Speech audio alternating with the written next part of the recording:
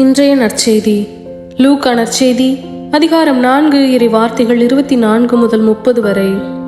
இயேசு நாசரேத்துக்கு வந்திருந்த போது தொழுகை கூடத்தில் மக்களை நோக்கி கூறியது: நான் உறுதியாக உங்களுக்கு சொல்கிறேன், இறைவாக்கினர் எவரும் தம் சொந்த ஊரில் ஏற்றுக்கொள்ளப்படுவதில்லை. உண்மையாக நான் உங்களுக்கு சொல்கிறேன், எலியாவின் காலத்தில் 3.5 ஆண்டுகளாக வானம் பொய்த்தது, நாடெங்கும் பெரும் பஞ்சம் உண்டானது. அக்காலத்தில் இஸ்ரேலரிடையே கைம்பெண்கள் பலர் இருந்தனர்.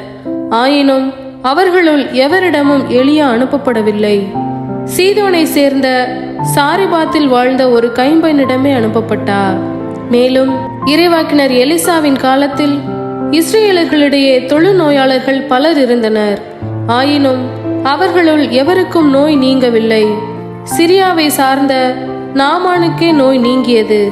தொழுகை கூடத்தில் இருந்த யாவரும் இவற்றை கேட்டபோது சீற்றம் கொண்டனர்.